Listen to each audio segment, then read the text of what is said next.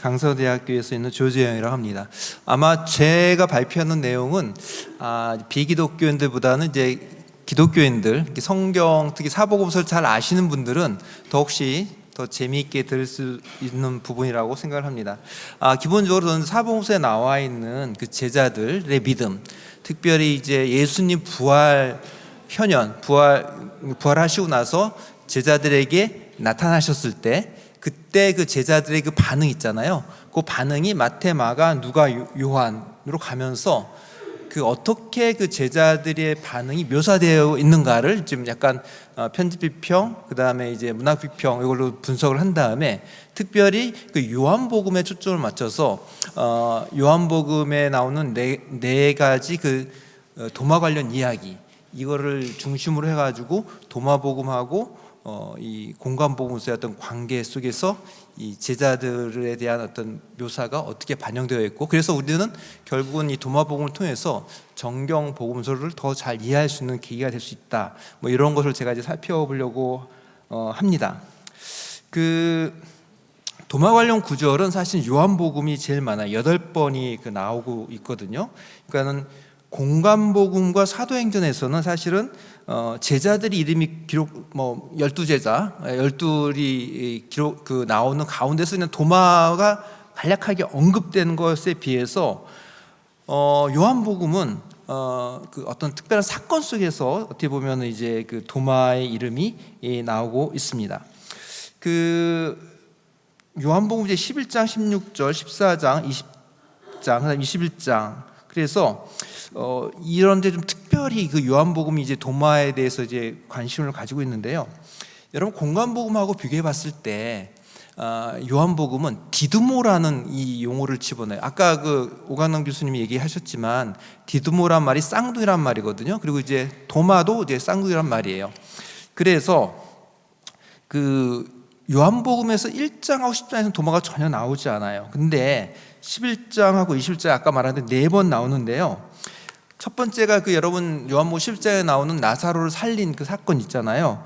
거기서 이제 나와요. 그래서 우리가 이 부분도 우리가 좀 재밌게 봐야 되는데 그 예수님께서 우리가 그 죽은 나사렛으로 가자 하니까 이제 도마가 우리도 주와 함께 죽으러 가자 뭐 이런 식의 어떤 한글 성경 그렇게 되어 있거든요. 근데 이제 그걸 이제 자세히 보면은 그게 이제 아우토스로 돼 가지고 거기서 주가 아니라 이제 그와 함께 죽으러 가자 이렇게 되는 거예요. 그래서 그렇게 얘기하면은 이제 어떻게 보면 이제 나사로와 함께 죽으러 가자 뭐 이런 식의 해석이 돼야 되는데 그리고 이제 또 빌립과 함께 길에 관한 예수에게 물을 때 14장에서도 나오고요. 그 다음에 부활한 예수를 의심할 때 우리가 흔히 잘 아는 의심하는 도마 얘기 20장에 나오는 거. 그 다음에 마지막으로 이제 디베랴 호수로 고기를 잡으러 갈 때 이제 다른 제자들과 함께 이름만 언급되고 있습니다. 근데 이제 전체적으로 보면은 요한복음에서는 도마는 어떤 상황을 잘 이해하지 못한 어떤 모습으로 이제 나오고 있어요. 자, 예를 들면 이제 11장에 도마는 예수가 이미 그 육체적으로 죽은 나사로를 다시 죽음에서 살릴 것을 믿지 않는 것처럼 보이고요. 그 다음에 고별설교에서 도마는 베드로와 빌립과 함께 등장하여 이제 길에 관해서 묻고 있는데 모든 경우에 예수가 가고자 하는 길을 모르고 있다는 사실을 보여주고 있습니다. 그리고 그 도마가 이제 주님, 우리는 주님께서 어디로 가시는지 모르는데 어떻게 그 길을 알겠습니까? 라고 반문하고 빌립은 예수가 너희가 나를 알았더라면 내 아버지도 알았을 것이다. 이제 너희는 내 아버지를 알고 있으며 그분을 이미 보았다라고 말하자마자 이제 도마는 주님 우리에게 아버지를 보여주십시오. 그러면 좋겠습니다라고 말해서 도마가 이제 잘 이해하지 못하는 어떤 모습을 보여주고 있습니다. 그리고 우리가 이제 잘 아는 20장의 그 믿음 없는 그러니까 의심한 도마 얘기에서도 뭐 이제 도마가 이제 처음 나타났을 도마에게 예수님께서 내 옆구리에 손을 넣어보고 뭐 이렇게 얘기를 하시니까 이제 도마가 어떻게 보면 나의 주님, 나의 하나님이라고 말하지만 예수는 이제 도마에게 너는 나를 보았기 때문에 믿느냐? 나를 보지 않고 또 믿는 사람은 복이 있다라고 책망하여 도마가 말한 나의 하나님, 나의 주님, 나의 하나님이란 말의 그 고백의 의미를 이제 무색하게 만드는 어떤 그런 모습을 보여주고 있습니다. 그리고 이제 21장에 도마와 다른 제자들이 부활한 예수를 만났음에도, 그러니까 이제 21장은 이제 우리 신약성서 학자들은 이제 후기에 이제 첨가된 거로 이렇게 얘기를 하는데, 그러나 이제 문학비평적 관점 속에서 뭐 이게 한 일관된 어떤 요한복음의 사상을 가지고 있다고 한다면, 어쨌든 이제 부활하고 다 만났음에도 불구하고 이제 베드로를 비롯한 이 도마는 그냥 다시 고기를 잡으러 가요. 고기를 잡으러 가고, 그리고 이들이 어떤 고백한 것이 별로 신앙이 굳건하지 못함을 이제 보여주고 있습니다. 그래서 저는 이제 이 요한복음에 나오는 4개의 도마 관련 이야기는 전체적으로 도마의 행동과 말을 부정적으로 해석하고 있다고 생각합니다. 그래서 이제 뭐 제가 공부했던 클레몬트의 이제 그레고리 랄리 선생님은 이제 공관복음에 나오지 않는 의심하는 도마의 이야기는 요한 공동체가 경쟁자인 도마 공동체가 가지고 있는 육체의 부활 사상을 견지하기 위해서 만들어졌다라고 창작했다라고 이제 주장을 하고 있습니다. 특별히 의심하는 도마의 이야기에서 도마는 12 중 하나라고 이렇게 묘사가 되고 있는데요. 여러분 12 중 하나란 말이 이게 누구에게 쓰였던 말인지 아시나요? 요한복음 6장에서도 그 가룟 유다, 그러니까 예수를 배반한 가룟 유다를 할 때는 꼭 12 중 하나로 이렇게 얘기를 하고 있습니다. 근데 이제 요한복음뿐만 아니라 공관복음에서도 가룟 유다는 12 중 하나로 나옵니다. 예를 들면 유다는 예수를 대제사장에게 넘겨줄 자, 마가복음 넘겨줄 자로, 사탄이 들어간 자로, 무리와 함께 예수를 체포하는 자로 나오는데, 이 등장할 때마다 12 중 하나라는 수식어가 그에게 따라 붙습니다. 공관복음에서는 12 중 하나라는 이 수식어가 오직 가룟 유다에게만 사용되는데, 요한복음에서는 도마와 가룟 유다 모두에게 사용되고 있습니다. 그래서 요한복음 저자는 도마를 12 중 하나로 묘사하여 가룟 유다와 같이 신앙이 없고 신의가 없는 인물로 이제 평가를 하는 거죠. 이러한 도마에 대한 부정적 평가는 부활한 예수가 가룟 유다와 도마가 빠진 나머지 10명에게 나타났다는 데서도 확인할 수가 있습니다. 그러니까 이제 여러분 공관복음에 보면은 예수는 11제자에게 나타나요. 그러니까 가룟 유다를 할 때 11제자에게 나타나는데, 요한복음에서는 10제자에게 나타나요. 그러니까 가룟 유다하고 도마가 같이 빠진 거예요. 그러니까 같은 동급으로 이제 묘사를 하는 거죠. 그리고 아람어에서 유래된 도마와 헬라어 디두모는 모두 그 뜻이 쌍둥이라는 별칭이고, 사실 진짜 이름은 유다입니다. 그러므로 가룟 유다와 마찬가지로 도마 유다는 원래 이름이 유다예요. 그러니까 이제 같은 어떤 동급의 이름으로 이렇게 동일 인물로 이렇게 묘사하려는 이제 전략이 보이는 거죠. 그래서 이제 흥미롭게도 시리아 역본에서는 요한복음 14장 22절이 가룟 사람이 아닌 다른 유다를 쌍둥이 도마 또는 유다 도마라고 이제 번역을 하고 있습니다. 그렇다면 신약성서에서는 요한복음만 도마를 디두모, 쌍둥이라고 불리는 도마라고 언급하는데요. 11장 24절 11장하고 21장에 그러면 쌍둥이인데 정작 누구의 쌍둥이인지 정확히 밝히지 않습니다. 쌍둥이 도마, 그럼 누가 있을 거 아니에요, 그죠? 이제 요한복음의 전체 상황에서 이 쌍둥이가 누구인지 이제 드러나는 거죠. 누굴까요? 예, 가룟 유다예요. 그러니까는 요한복음은 가룟 유다가 도마 유다의 쌍둥이라고 보는 거예요. 그러니까 이 요한복음은 가룟 유다처럼 도마를 굉장히 부정적인 걸로 이제 묘사를 하고 있는 거죠. 근데 재미있는 건 이제 도마파 영지주의로 넘어가면 이게 상황이 바뀌어요. 도마파 영지주의에서는 이제 뭐 도마복음, 도마행정, 용사 도마의 책인데 공통적으로 도마의 이름이 제목 안에 들어가 있고, 이제 신학적 강조점이 깨달음과 금욕주의를 강조하고 영의 부활과 육의 부활을 거부하는 것 등 있어서 일관성을 가집니다. 그래서 2세기 중반에 기록된 용사 도마의 책에서는 예수는 도마를 자기 쌍둥이 형제라고 말하고 있어요. 그러니까 이제 사람들이 내가 내 쌍둥이 형제이자 진정한 친구라고들 하니 하면서 예수님이 도마를 쌍둥이 형제다, 나의 쌍둥이 형제다, 쌍둥이 형제고 진정한 친구, 이렇게 얘기를 하고 있죠. 도마행전에서도 주님은 도마를 메시아의 쌍둥이로 부릅니다. 그리고 도마복음에서 예수는 도마에게 비밀스럽게 세 가지를 가르쳐 줍니다. 아까 오관호 교수님 얘기하셨던 것처럼 그러니까 이런 거죠. 그분께서 내게 하신 말씀 가운데 하나라도 자네들에게 이야기하면 자네들이 내게 돌을 집어 던질 것일세. 그러나 그 돌들에서 불이 나와 자네들을 태워버릴 것이되 라고 대답하는데, 그럼 예수님은 도마에게 무슨 말을 한 걸까요? 뭐 다양한 해석이 있지만 이제 요한복음을 이제 근거로 살펴보면 요한복음에서도 사람들이 예수에게 돌을 던져 죽이려고 하거든요. 어느 때냐면 예수가 내가 아버지와 하나이다. 왜냐하면은 그러니까 요한복음 10장 32절하고 33절에 이런 말이 있어요. 예수께서 그들에게 말씀하셨다. 우리 자료지 14쪽에 있는 거 위쪽에, 내가 아버지의 권능을 힘입어서 선한 일을 많이 하여 너에게 보여주었는데 그 가운데 어떤 일로 나를 돌로 치려고 하느냐? 유대 사람들이 대답하였다. 우리가 당신을 돌로 치려 하는 것은 선한 일을 하였기 때문이 아니라 하나님을 모독하였기 때문이요. 당신은 사람이면서 자기를 하나님이라고 하였어. 그러니까는 하나님과 동격으로, 신과 동격을 했을 때 이게 돌로 쳐서 죽이는 거죠. 그래서 예수 당시에 인간이 자신을 하나님과 동일로 하면 신성 모독으로 강조하여 내리는 벌이 바로 돌로 쳐서 죽이는 것이었습니다.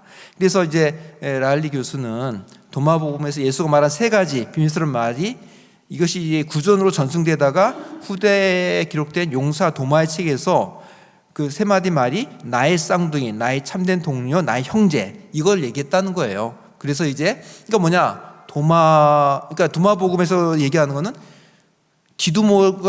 도마복음은 디두모가 누구의 쌍둥이냐?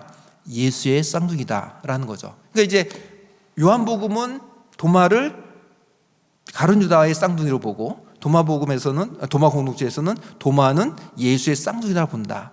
이게 굉장히 다른 시각으로 가지고 있는 거죠. 자, 그러면 이제 도마복음이 도대체 왜 이 도마복음을 요한복음 저자는 이렇게 부정적으로 기록하는가? 그 신학을 봐야 돼요.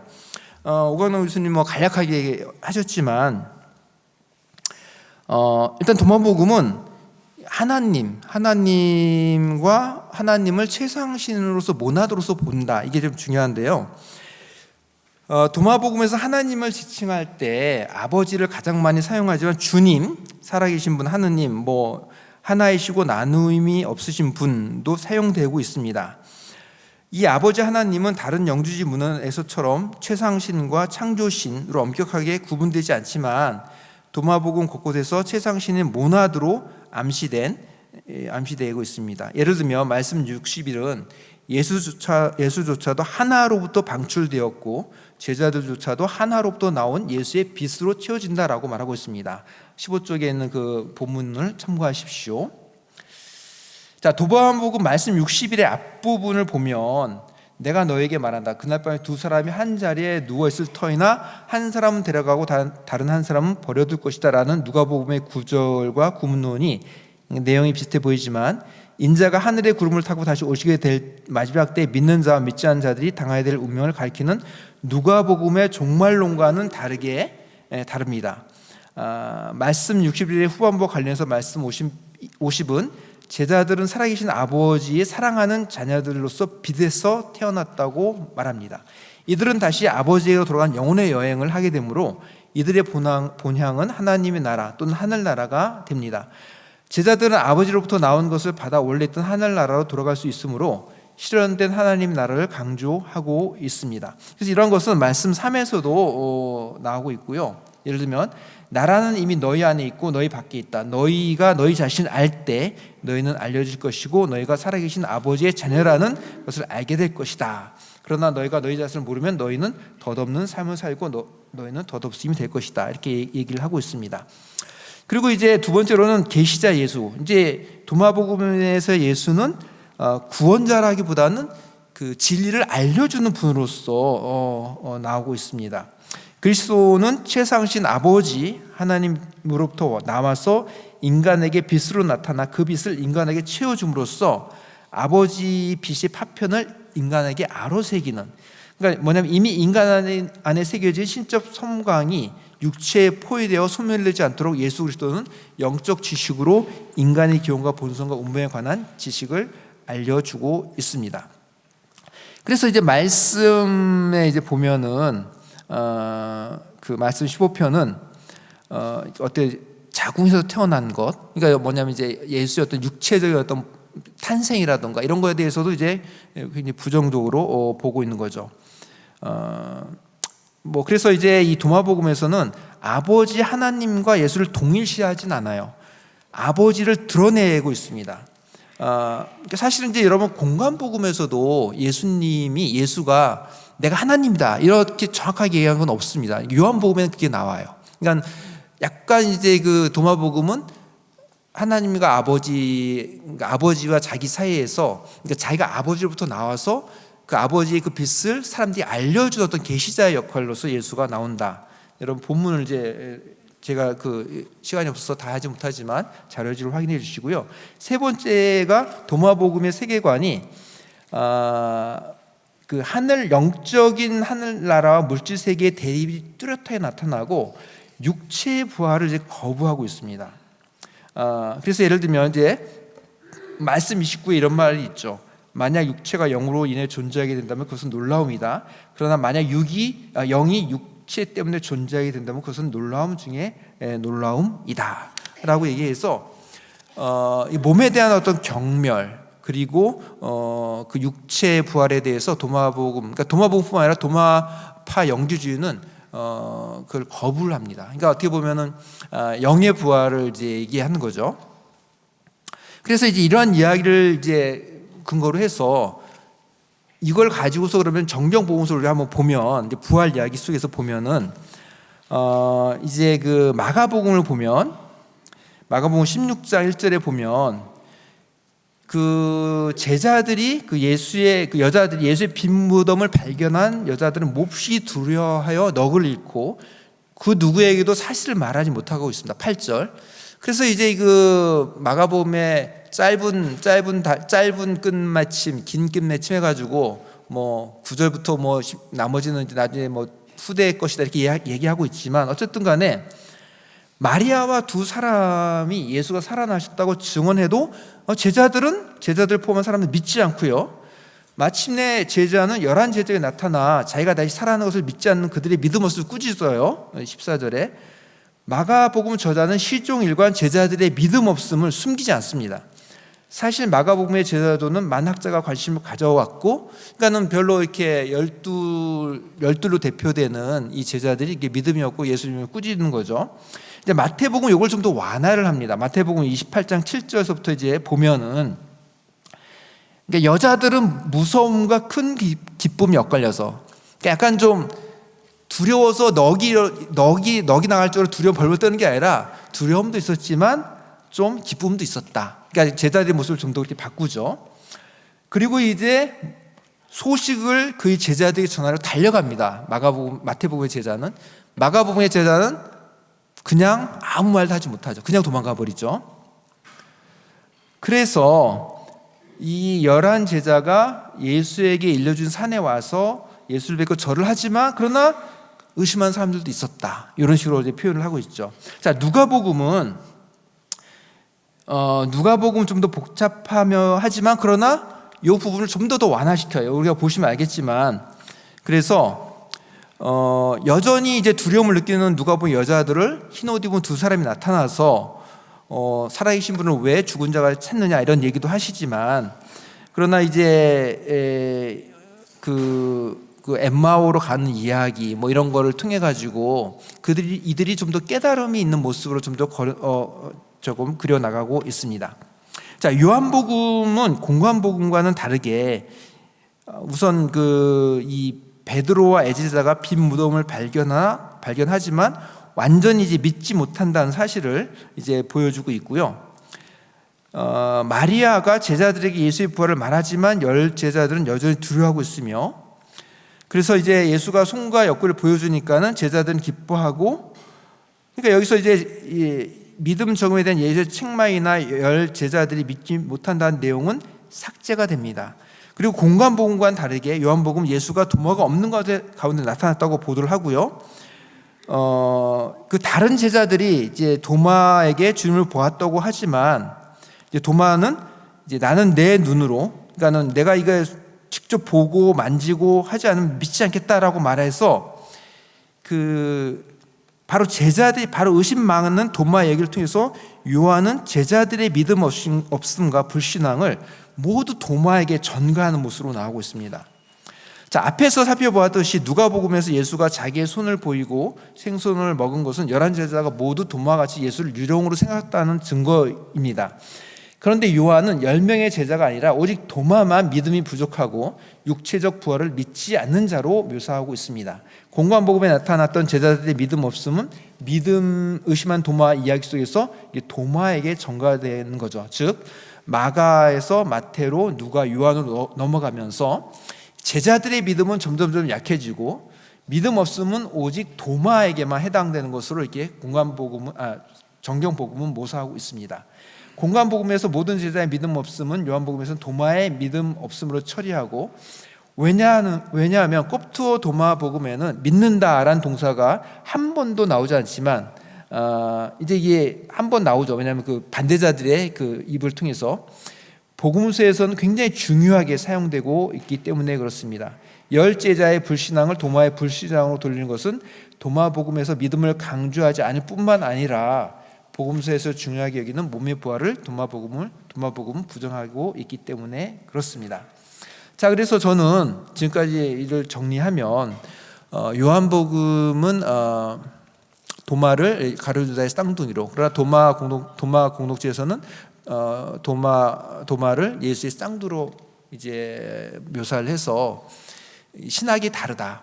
그러나 저는 공관복음서 저자들도 이제 도마복음의 존재를 저는 알았다고 봤기 때문에 그것을 염두에 두고서 이제 제자들의 어떤 그 믿음 없음을 이제 점점 약화시키고, 그리고 요한복음은 그러다 절정에 도마가 믿음 없는 이런 걸로 이렇게 처리를 하는 것으로서 나오는데, 그 이유는 아까 말씀드린 것처럼 도마복음이 가지고 있었던 신학과 그 다음에 공관복음에서 정경복음에서 가지고 있었던 신학이 다르기 때문에 그렇게 된 것이다. 네, 이것이 저의 논문의 결론입니다. 감사합니다.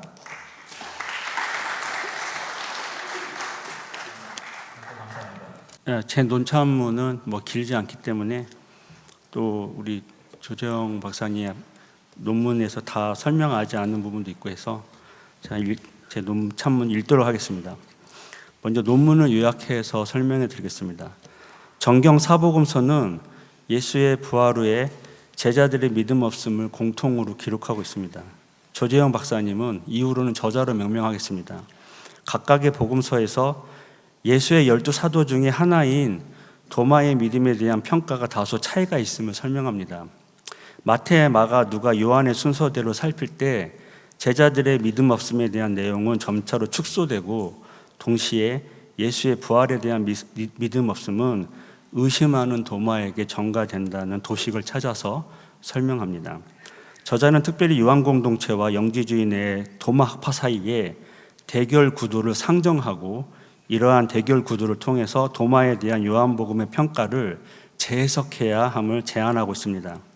그런 다음 저자는 도마복음의 114개의 어록을 매우 이른 시기에 예수 운동으로부터 기원한 것으로 상정하고, 이것에 의해서 예수 운동과 도마복음 신학의 연결성을 설명합니다.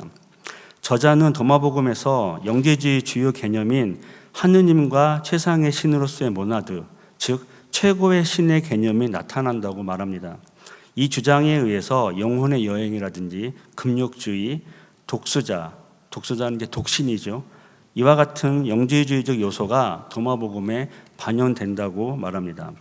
저자는 초기 예수 운동 내의 요한 공동체와 도마 공동체 사이의 대결 구도에서 도마 공동체가 밀려났고 정경복음서, 특히 요한복음에서 도마에 대한 부정적인 평가는 이러한 역사적 상황을 반영하는 것임을 설명하고 있습니다. 따라서 이것에 의해서 예수 운동을 재해석할 필요가 있다고 제안하고 있습니다. 조재영 박사님의 논문의 기여점은 저자는 단연간 도마복음과 영지주의 연구를 했고 그것을 기반으로 도마복음에 반영된 영지주의적인 성격을 설명하고 있습니다. 먼저 저자는 도마복음의 유형과 장르를 영지주의로 분류하고 영지주의 내에서 도마학파를 설정하고 있습니다. 그리고 도마복음의 영지주의적인 성격을 최고의 신과 영혼의 여행 등과 같은 주제로 설명합니다. 그리고 도마복음에서 예수가 전하는 천국에 미래의 묵시적 요소가 제외되고 대신에 천국의 현재성이 강조된다는 헬무트 캐스터의 전통적인 주장과는 다르게 저자는 도마복음의 천국을 먼 미래를 포함한 현재적 종말론으로 제안하고 있습니다. AD 4세기 콥트어 교정본이 AD 2세기에서 3세기경 옥시리쿠스 사본 중에 하나에 기초했을 것이라는 더 콥틱 노스틱 라이브러리의 중요한 가설을 고려할 때 저자의 주장이 학계에 공헌하는 점은 아마도 2세기부터 4세기의 상황에서 도마복음에 반영된 영지주의적 성격에 대한 해석과 이것에 근거해서 정경복음서와 도마복음서를 비교한 것일 것입니다. 두 번째, 후속 연구를 위한 제언을 드립니다. 첫째로는 요한복음이 도마복음의 몸에 대한 혐오 사상 때문에 믿음 없음을 도마에게 전가하는가? 저자는 요한복음이 예수의 부활에 대한 믿음 없음을 도마에게 전가한다고 설명합니다. 하지만 요한복음은 도마가 다른 제자들처럼 처음에는 믿지 아니하다가 나중에 예수의 부활의 몸을 보고 믿게 되었을 가능성을 열어놓고 있는 것 같습니다. 흔히 도마의 의심으로 가정된 도마의 말, 내가 그의 손의 못자국을 보며 내 손가락을 그 못자국에 넣으며 내 손을 그 옆구리에 넣어보지 않고는 믿지 아니하겠노라. 이 말은 요한 공동체와 도마 공동체 사이의 대결 구도 속에서 몸에 대한 혐오를 직접적으로 반영하는 것으로는 보이지 않습니다. 그리고 이 본문에서 도마에 대한 예수의 말씀, 너는 나를 본고로 믿느냐? 보지 못하고 믿는 자들은 복되도다. 이 말씀은 도마가 예수의 부활의 몸을 보고 결국 어떤 형태로든 믿게 되었을 수 있다는 것을 보여주기도 합니다. 그러므로 이 본문이 몸에 대한 혐오 사상이 역사적 예수 자체에서 왔다는 것을 말하지 않습니다. 초기 예수 운동 내에서 이 말씀의 의미와 중요성을 고려하기 위해서는 십자가와 부활 그리고 세례의 관계를 총체적으로 살펴볼 필요가 있습니다. 그리고 부활을 목격했지만 바울의 십자가 선포와 시대 구분을 받아들이지 않은 자들에 관한 문제도 초기 그리스도교 내에서 이 문제도 함께 고려해 볼 필요가 있어 보입니다. 둘째는 팔레스타인을 배경으로 시작된 초기 예수 운동과 도마복음의 영지주의적 성격의 관련성을 위해서 콥트어 교정본에 반영된 유대적 유산과 전통에 관한 연구가 수반되어야 할 것입니다. 사도 바울은 예수가 십자가에서 죽으심을 선포했습니다. 정경복음서 역시 모두 다 예수의 죽음과 부활을 중요하게 다룹니다. 정경복음서에서 십자가와 부활은 예수의 희생을 반영하는 세크리피스죠. 종교적인 성격을 갖습니다. 하지만 도마복음에서 이러한 십자가 중심의 종교적 희생의 의미는 찾아보기 어렵습니다. 도마복음에서 예수의 어록은 비밀과 관련된 것으로서 그 비밀은 바울의 비밀과 같은 종교적인 의미라기보다는 아마도 유대 묵시 전통에서 요한계시록과 같은 묵시적 신비 언어, 아포칼립틱 애니그마틱 랭귀지라고 하는데 그러한 묵시적 신비 언어의 유형에 더 유사해 보인다는 것입니다. 따라서 유대적 성격을 반영하는 도마복음 콥트어 교정본을 영지주의로 해석하기 위해서 도마복음에 반영된 영지주의적 요소뿐만 아니라 유대 그리스도교 묵시 전통에 관한 연구도 함께 수반되어야 할 것이 필요해 보입니다. 나가는 말입니다. 저자는 도마복음의 성격을 영지주의적인 것으로 설명하고 도마 공동체를 영지주의 내의 한 학파로 설정합니다. 그리고 팔레스타인에서 시작된 초기 예수 운동과 도마복음의 영지주의 사이의 연결성을 상정합니다. 저자는 도마복음의 천국을 먼 미래를 포함한 현재적 종말론으로 새롭게 해석하고 있습니다. 저자의 연구는 초기 예수 운동 내에 다양한 지류 중에 영지주의적 성격을 이해하는 데 도움이 될 수 있습니다. 하지만 정경 복음서에서 묘사된 부활 후에 예수 현현 사건을 이해하기 위해서 도마복음의 영지주의 신학, 최고의 신이라든가 영혼의 여행, 금욕주의, 독수자 등을 살펴보아야 한다는 저자의 주장은 그리스어 교정본과 2, 3세기에 기록되었죠. 그리고 4세기 콥트어로 기록된 도마복음 사이에 차이점도 함께 고려하면서 콥트어 교정본에 반영된 유대 묵시적 성격에 관한 후속 연구를 통해서 보강되어야 할 것입니다. 그래야 도마복음의 콥트어 교정본이 말하고 있는 그 영지주의적 성격이 스몰 노스틱이냐 아니면 대문자 노스틱이냐, 그리고 그 노스틱 영지주의적 성격이 정확하게 어떤 것이냐에 관한 성격이 좀 더 세부적으로 보여질 것 같습니다. 그리고 도마복음 안에 영지주의 요소가 반영되었더라도 요한복음 안에서 이러한 요소를 찾기 위해서는 성실한 주석적 연구가 좀 더 수반되면 좋을 것 같습니다. 감사합니다.